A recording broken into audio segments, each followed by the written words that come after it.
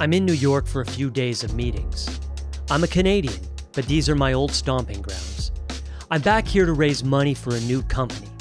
My first meeting is with Andrew Kaplan, a 35-year veteran of Wall Street and investment banking. Let's just say it kind of has to go well. I came here because I wanted to ask you, you know as well as anybody, go public, we need to put together a board of directors. And this time around, when I start Naked Revival, I would be honored if you would sit on the board of that company as we take this next journey. Is that something that might interest you? Before I make my decision, I need to know, why are you doing this again? This is probably not as intense for you as it was for me. Let me introduce myself. My name is Joel Primus, and I am a serial entrepreneur. I've been in the startup game a long time now. And the tough lessons that I've learned have taught me everything I understand about family, relationships, loss, business, failure, suffering, and success. My story involves training and competing as a runner until my body just couldn't take it anymore. Naively, I put myself on national television with a business that was far from ready, and I shamelessly took off my shirt more times than I'd like to admit. I tried my hand at making films without even a basic understanding of how to do so, and traveled some 200,000 miles a year across 4 continents. But all these experiences, the running, the films, the travel, the businesses, they all began with a simple choice: to start, and when necessary, to start again. This is the essence of our story, the art of beginning again.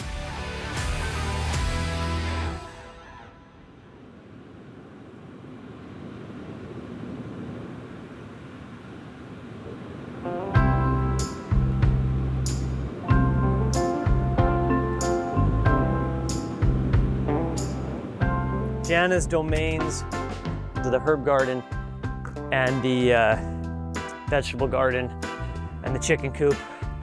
My domain is the woodshed and the compost. Right now, the interesting project we're working on is we're building these boxes. These boxes that you grow vegetables in, they need to have an ecosystem. And, one second. Hi, how's it going? Good, good. I won't forget. I will send it out as soon as I'm back in the house.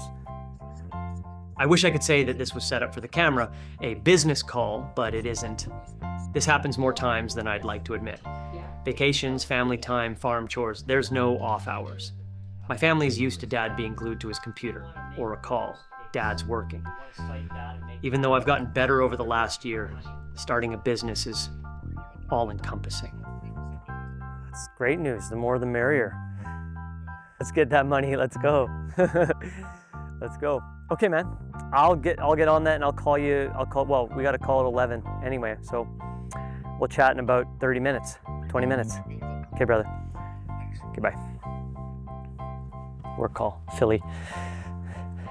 As I was saying, for these boxes that we grow vegetables in to survive and thrive year in and year out and become really healthy, you have to build an ecosystem.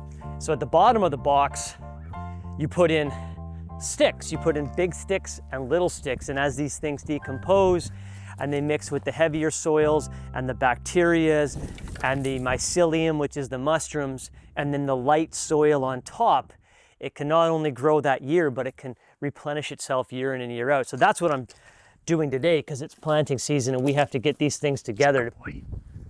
That's a good boy. That's a good boy. And what we need to do is we need to prepare the business plan. Officially, I have a business overview that will essentially go into the S1 filing for the NASDAQ. Yeah. That's what I do all day long. So you'll have the business overview, you'll have a very detailed marketing plan, and you'll have very detailed financials. You'll have all these components. Getting Naked was a book I wrote about my first business. The book was supposed to be a guided story for anyone, specifically entrepreneurs, who wanted to start their business, or at least not feel alone if they experienced similar things that I had. But what is it you need to start a business? Well, There's a lot you need. But some of the basics are, you need to determine the type of business you want to do. What is the market opportunity? Is there space to create this business, or is it crowded?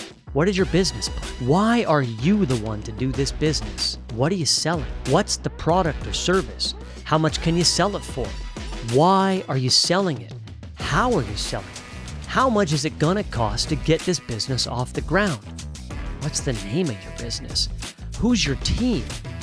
You'll need to start thinking of a marketing plan. What do the financial projections look like? How are you funding the business? Do you have investors? How are investors going to make their money back? But here's the rub. Ultimately, you need to start. You need to take the leap and start your business. And that's the one thing I've always been good at. Starting. This is me starting. Or should I say, in the process of starting. I'm working through the business plan for my new business. Naked Revival is going to be my third business and probably my most important one. When people hear the name, it's generally followed by... Nice. And that is the underwear company. Yeah, underwear, also moving into supplements and skincare, things like that. It's a new take on a wellness brand where, we're combining fashion and wellness together. In order to understand why it's so important, I need to take you back to my first business, which starts with traveling with my brother and filming a documentary called Project World Citizen.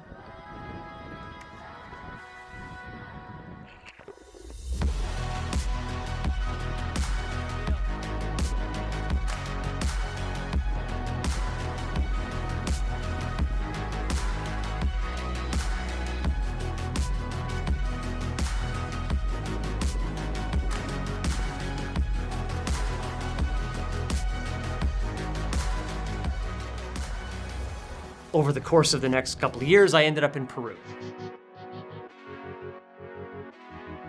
And I was in Peru and I'd been traveling for a while and I needed some underwear. So I went to a street vendor and I bought this incredible Pima cotton underwear and I loved how it felt. It was so much nicer than anything my mother had ever bought me before. And I wore it and I hiked up Machu Picchu. And I didn't like how it performed. But I still loved it. And so I bought all these extra pairs and I just left them unused in the bottom of my backpack and I just lugged them around for, a few months. And when I got home, I dug those pairs, still in their packages, out of a drawer. And I thought, maybe I was meant to be in the underwear business. I didn't think for 1 second that it would be hard to make a pair of underwear. I thought, how hard can it be? It started with a simple Google search. How do I make underwear? And I got a list of factories in Vancouver that made underwear. And so I reached out to them and they told me, yes, we make underwear, but you need a designer, somebody to design the underwear. So I drew a picture, not knowing that that was not how you design underwear, that's how you concept underwear. And so took it to the factory and they made it up and it was horrendous. But the important thing was it was a start. And it's like the breadcrumbs of life. It's like if I give you a little bit of the answer, but not the whole thing, you're gonna stay hungry for more. And that was what it was like, well, I'm close. If I just tweak this and tweak that, I'll get there. I turned my whole kitchen into this sort of entrepreneurial office with whiteboards and tables and all the vision for how the branding was going to go and the underwear was going to go. And I started calling places that might sell it before I even had any made. And I was talking to all these people, and next thing you know, somebody was part of CBC's show Dragon's Den. And Dragon's Den was this show where you went on national television and you pitched your business idea. And they said, what do you want to take your concept onto there? Thinking I actually had underwear made. I was like, sure, let's go. They didn't know I didn't have a business.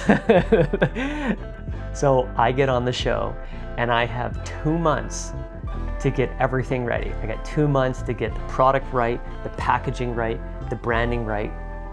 And so I get to work. It's like some people work really well on a deadline, and man, I'll tell you, if you're about to go on national television to pitch a concept, that is one hell of a deadline to work against. We had 5 pairs, and we took that all to Toronto, and the whole inventory of the show was there and ready to go. The problem was, despite having all of that concept together, I still didn't have a business. I'd never sold a pair of underwear, but I didn't think that mattered.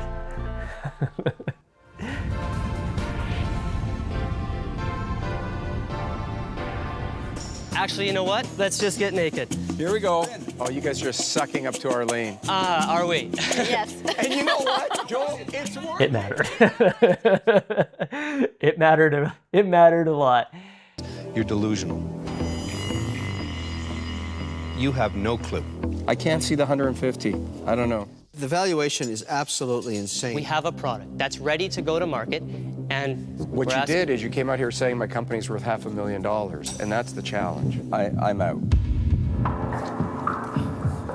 They had just been on Dragon's Den when I first met Joel. So one of the first things we did as a family, like my family, his family, and friends, was watch the preview of Dragon's Den. I remember we rented out a space and we all sat down and watched Joel get roasted on the Dragon's Den. It wasn't as bad as I think he felt about it after. I think everybody was quite impressed at how he held himself in it. But again, he had so many lessons to learn going in. I don't even think he had product going in, which was pretty crazy. I used to be a runner, and I had these incredible dreams of making it to the Olympics. Every single day, I ran. Rain, shine, snow, doesn't matter. I ran. My whole life was centered around this sport.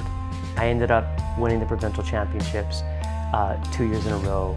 I ended up getting a spot on Canada's world team. I ended up getting a full ride scholarship down to the United States.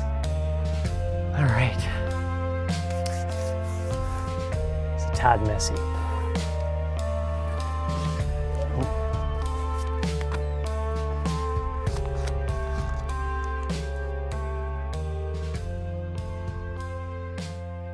I kept some of this stuff, but my mom kept most of it.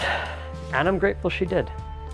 I think that the message in it is only that I didn't know how to do things with ease. I didn't know how to be effortless. I was always deep in the struggle. I think that was Athlete of the Year. I got addicted to the feedback loop of winning. And I began to associate who I was with being a winner and being a runner. And that feedback loop just perpetuates. The more you win, the more times they put you in the newspaper. Look at this race he won. The more times people talk about, hey, let's talk about your running. They ask you who you are. You say, hey, I'm a runner. I remember when these articles came out, how proud I was of winning these races and these medals. I was so proud. And here it is in the junk pile. And by the time I got into my freshman year of college and the mileage went up, and even though I was fit, I just qualified for the World Cross Country Championships, I blew up my Achilles. And that was just the tip of the iceberg. After I blew up my Achilles, then went the hip flexor, then went the stress fracture. I was so fed up with being injured. And I became so fed up with this idea that like I was supposed to win and everybody was asking me what I was doing as a runner, that I freaked out. And so I ran away from that. I literally ran away from the idea that I was a failed runner. And I didn't know who to be or what to be. And the best place to go is where nobody knows your name. Traveling out in the world. When I came back from Dragon's Den and Brett had called me delusional, I realized I was delusional, and I knew I needed a partner. I knew I needed a partner who understood numbers. And I used to run track and field with this guy named Alex McCulley, and he had just become an accountant. So I called up Alex out of the blue. I hadn't seen him for a few years. And I said, hey, I've started this underwear company, and I need someone like you to be my partner. And to my surprise, it was like, sure, no problem. And just like that, we were business partners. When Alex came on board, he took over sort of operations, financial aspects of the company. He helped do the hiring process. All that accounting training he had was sort of surreal to me because our minds worked completely differently. But while he was manning the ship, I was out there on the road trying to drum up opportunity. Michigan Avenue. How's everyone? Is everybody in? One of those stops happened to be Holt Renfrew, Canada's #1 department store. Fortunately, they'd seen the episode of Dragon's Den, so they were willing to take this meeting with this upstart company that had no business whatsoever. But guess what? Next thing you know, we are nationwide in Holt Renfrew, and the dominoes just began to fall.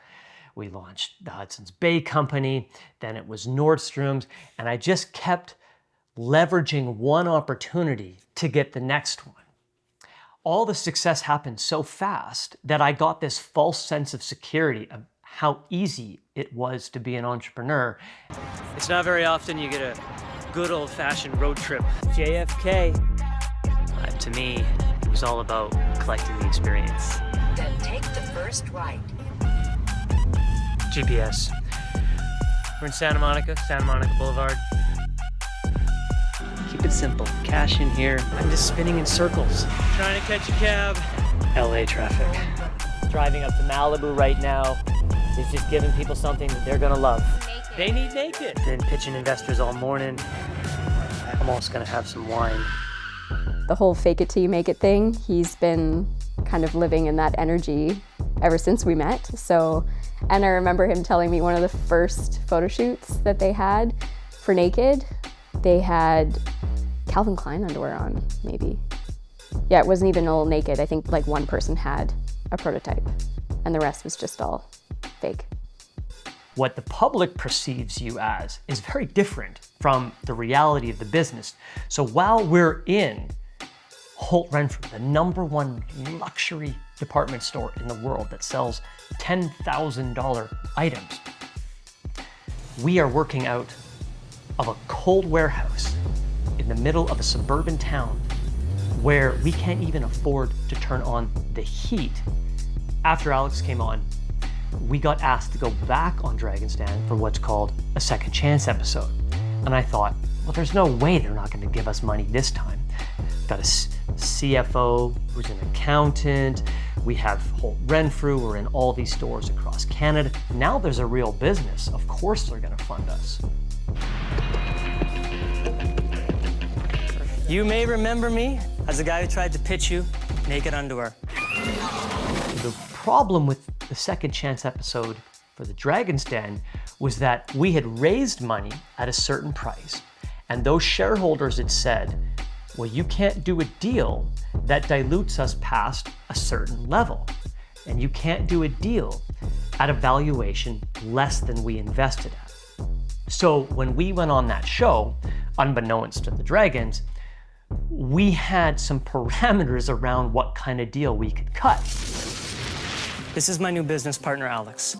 We're here today to offer you 17% of our company for $250,000 cash. Good for you guys. I know you've done pretty well since we last spoke. Thank you, Arlene. Well, before we get into that, though, I think it's really important that you understand where we're going with the product lines, because what you have in front of you is one style of underwear. Wait, CA guy, 1 second. The last time this dude was here, he blew his brains out with a ridiculous valuation. Now you're profitable, supposedly, and you want us to pay 9 times cash on an underwear company? Before we talk about that, it's a better idea to have a vision as to where the company's going. Forget vision, that's bullshit. We're talking about the multiple of cash flow here. What you're buying into is something that's just about to explode onto the market. Why don't you tell them what the Nordstrom buyer said about in terms of quality? Picked up a pair of our underwear and said, this is the nicest underwear I've seen. Very interesting. I'll make an offer, okay? Here's my offer. I'm going to throw something out just for the hell of it, because you're just a tenacious guy. I'll put 50 grand into this. It's 50% of the company. For 50%, for 250 valuation, I'll put up 50. I'll put up more if I want some partnership, because I never want to go to board meetings or any of that crap. You guys think about it. I really like Joel, too. Well, what do you want to do, Arlene? I Throw don't know. 50 grand in. God. The key to it is a great product. There's no question. The name is It a is, great and number. it does really well There's with 2 out of both. 3 tells me it's a good Jim, deal. are you in at the 50% valuation? I think he is. I think the 50's got to be. I'll do half, I guess, if we get half the company. I don't give a damn. The valuation's the Jim, problem. I'll throw 50 at it. How many guys are going in? Jim, for me, it's a flyer. I don't mind losing 50. I believe in the kid. You got 3 guys, but I think Arlene might join you. I really think you're a great entrepreneur, and Yes or you no? have done a lot, and so I'm torn because I think 50% is not where you are going to be wanting to go. I mean, I'd love to be part of it, but I don't know if it's the deal that you'll do. Can we talk about whether or not we do that deal? Sure, go ahead. Go ahead. Go into the rat pit. Come back. Okay. Interesting. So, what have you decided to do? Thought it was 25% contingent on the deal from Nordstrom's. I'm out. You got to like an entrepreneur that's willing to put everything on the line he came in for. What's he based putting on on the line? He's saying he won't take the cash unless he delivers what he said. I think that's a guy I want to bet on. Well, then do his deal. I'm not doing I would do that deal. I would do that deal. it. Not me. I'm out on that deal. So, Jim, you're the only one left besides Arlene. What are you doing? Now, how many we make it 30? The 2 of us. I can't live with less than that. And if you can't do that, I'm out. We weren't allowed to do that deal based on what our shareholders had said. You guys got to make a decision. Can't do 30. I can't do 30, Jim. I'm sorry. I really appreciate your willingness to believe in me and invest in me, Yeah. but we can't go below 25. Okay. I'm really, really sorry, but I have to be out. Oink. In a year from now, I have no doubt that we will be one of the biggest underwear lines in North America. And they're going to be regretting that they didn't get that deal done. I realized that the name of the game is raising money. You raise money, you grow your business, you raise the valuation of the business, you raise more money, you grow your business, and on it goes.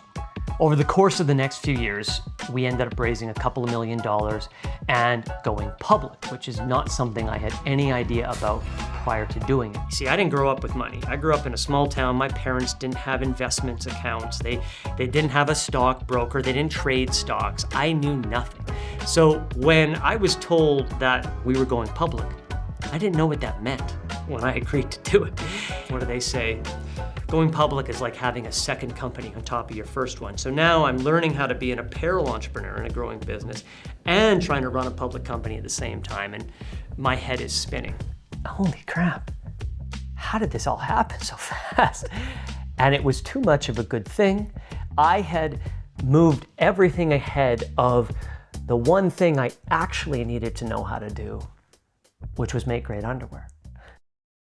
There's this feeling that's coming over me. It's kind of like a choking sensation. And I started to get sort of anxiety in my chest, and I realized, oh my gosh, I'm in over my skis here. I am making up this whole apparel thing as I go. I don't know what I'm doing. I've been in this business a few years. Whilst I'm having this realization that I'm in over my skis, I get a phone call from Alex. And he tells me he's not really happy with how things are going, and he's going to leave the company to pursue new opportunities. So I know that I have to make a choice. Am I going to just go at it my own, or am I going to bring on a new CEO? And it didn't take very long for me to realize that I needed a new CEO, not just for me, but for the company. I guess why I think people want to back Joel, even though the success hasn't been what he has determined successful, is Joel is a really tenacious guy. I know that's a word that people have thrown around a lot, but he's easy to talk to, he's great face to face, and he's honest. There's an incredible lady named Carol Hockman decides to come on as the CEO, president of Naked. And she writes $1 million check. Like, I couldn't even fathom somebody writing $1 million check when I started this company. Carol comes on as the CEO. We relocate the company to New York, where she is. We bring on all these incredible people who are just talented and have been in the industry for, they've been in the industry for as old as I am, 25 years, and I get imposter syndrome. How do I summarize what my time in New York was like? In some ways it was like a fever dream. I'm not even sure it was real. I grew up in a small town, and next thing you know, I'm moving my entire family to the Big Apple, the center of the universe for fashion and money and commerce. Good morning and welcome to New York. And on the one hand, it was incredibly exciting. And on the other hand, it was overwhelming, and it was hard to believe it was even happening the whole time. It was happening. I must have seemed a lost, wandering soul, desperately trying to come to grips with who I was as a man, who I was as a father, who I was as an entrepreneur. And none of that was, I don't think, what Carol and the like had invested in. It was a bad time to have a quarter-life crisis. I know my wife was homesick, and we just, we had a young daughter, and we were pregnant for another child. It just all became too much. And in my naive brain, I thought, I still want to work for Naked, but I'm going to go home and I'm going to try and do it from there. And the team didn't really believe it would work. And it didn't. I sort of signed my own death certificate in the company. As soon as I got on that plane back home, I knew my wife was happy. And I felt like I was getting pulled into two. Part of me would be stuck in New York forever, and the other part was going on to try and be a better father, be a better family man, be a better husband. It took, I want to say, 6 months before I was no longer on the executive of the company I'd started. And within a year, I was no longer on the board.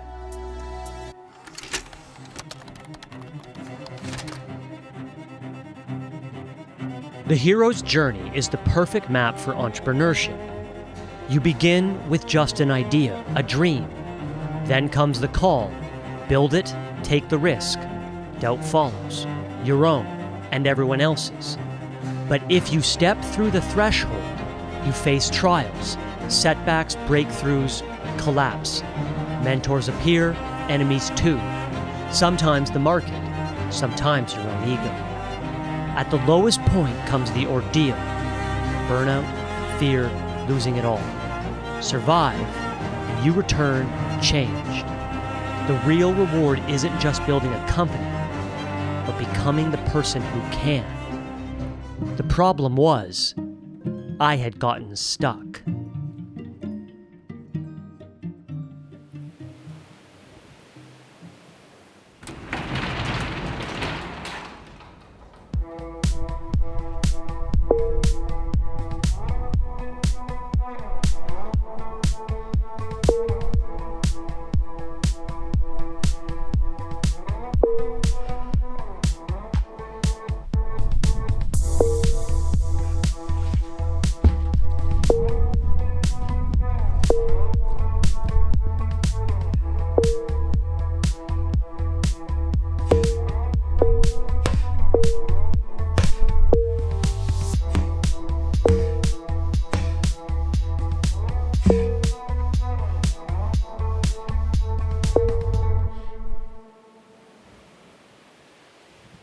So I was in flux, I was in transition. My 2 feet were not on the ground. I felt like I was out of my body most of the time. Here I am, I have Naked that is going through this transition. It's being sold. I'm no longer an executive in the company that I started. I'm just a consultant, and even then I see the end of that. I'm feeling kind of desperate because the stock is plummeting and I don't know how to fix it for myself, for anybody. And you feel so helpless, not to mention embarrassed. You know, man makes plans and God laughs. It actually came to me in an email. No, it wasn't an email, it was a WhatsApp message. And the CEO of the gentleman who had bought the company said, just so you know, we're shutting down Naked. That was devastating for me. That was, even though I wasn't involved in the company anymore, still like a part of you has just been killed off. And on the other hand, I've started this other company called Kosan. And here I think, okay, well, over the last decade, I have learned a lot. And if I just apply all the things that I've learned, this one's gonna go perfectly. I was being called back to my roots as a traveler and thinking that maybe somewhere in there was the answer to marry this love I had for travel and my passion and determination to be an entrepreneur, that maybe there was a marriage there to create a brand that would align perfectly with who I was and what the market wanted. And travel was booming. There was more millennials traveling than ever before in the history of the world. And not only were they traveling more, but they were prioritizing travel above everything else in their life. So it made total sense. So we launched this one Kickstarter, and it's a success. We sell about $100,000 worth of these travel pack systems in 30 days. Not bad. In fact, it was like top 5% of consumer products on all Kickstarter campaigns. Then we do a little bit more market research, see what's really missing in the market that people are searching for, and it was a travel dress. So again, we create this travel dress, and we launched this travel dress on Kickstarter. And after another year of exploring the world, we're launching our second product, the Go Travel Dress. With 14 travel-friendly features, this is a dress designed for the journey and the thing takes off like a rocket ship. Over the course of 30 or 35 days, it does almost $1 million in sales.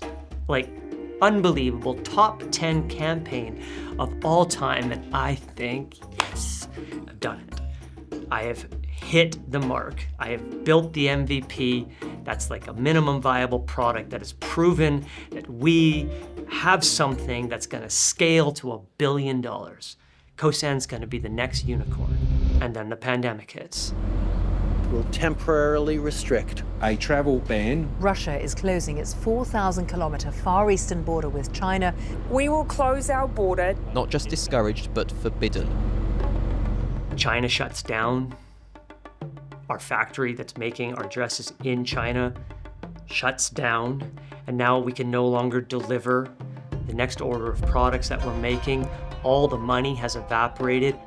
My partners quit. The banks called me and they said, we're locking up your accounts. I had just regained the confidence that I had lost because of what had happened at Naked. And I was floored again.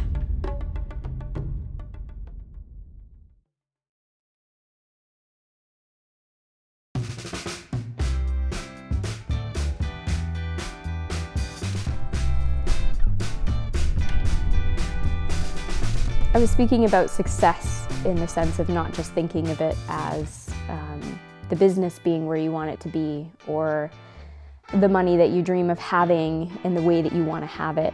A lot of our successes have come from being really connected as a family and as a couple, and finding places like the farm, because the farm has brought a sense of peace to our life.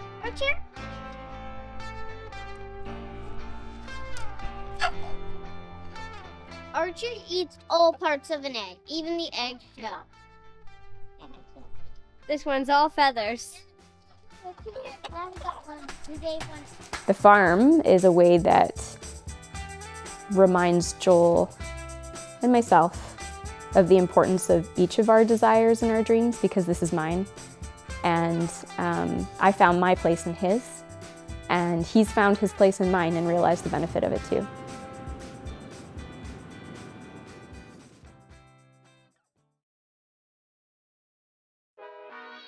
Over the course of the next few years, I would get emails, I would get Facebook messages, I would get DMs. I'd go to a conference, people bump into me and say, hey, where can I get that underwear? It's the best underwear I ever had. And I said, it doesn't exist, it's gone. The amount of times I heard, well, you should just start another underwear company. I just couldn't, I wasn't ready. That wasn't enough to push me over the edge. Then one summer, a few years later, my family is visiting Amber Lee and Frank at their place in Tobiano. We're drinking wine. And when you're drinking wine, ideas start to flow. Amber Lee used to work for us at Naked when we were first building the company. Since then, she went on to build a very successful online business, became a podcast host, influencer, and business mentor to many. I was telling her about all these businesses I was doing or planning to do, and she said, fuck it, let's just do our own brand. We'll call it Naked Revival, and we'll just revive it, and it'll be totally different. We'll tell this story. We'll have that deeper connection to it, so it's not just amazing quality underwear. I was like, no. But she inceptioned me somehow, because when we left, I couldn't stop thinking about it, and I think it was a week or two later, and I called her. I said, yes. We're doing it. You in? More or less, you have to do it with me. Well, the question is, why go again? Why Naked Revival? It's always personal for me. This Naked Revival is really an ecosystem of all the things that I hold dear in my life. It's like a love letter in a way. And it's everything I've wanted to do in a company. I'm just really excited to do that. That's why I'm doing it. Why do it again? Well, for one, aspiration is one of the fuels for human existence and thriving. We need a motivating tension in our lives. And because entrepreneurship is a path, the whole concept of Getting Naked was that entrepreneurship is a journey where you can face yourself, where the challenges you face become a mirror. How do you show up? What did you learn? You shed layers, you discard what you don't need, you become the person you were meant to become through the process of being an entrepreneur. When we had the opportunity to work with this bank in New York, and they had said yes, I didn't believe them because I hadn't had a chance to meet them yet. And I needed to get there, sit across the table, look them in the eye, and really understand if they were going to do this deal with us. The one thing that we can never do is stop trying. You get up in the morning and you try and figure out how to make your ideas work. You only got to be right once. It's a new day, new chance to be great. Go higher until the ceiling of glass breaks. Don't stop, keep on going the right way. Your own road you're running, you know it's not paved. One foot in front of the other, repeat it. Feel the rhythm inside you, that's your heart beating. If you get knocked down, you know you're still breathing. Don't stop fighting until your demons are defeated. Make it happen, don't make an excuse. Quit talking, go get up and move.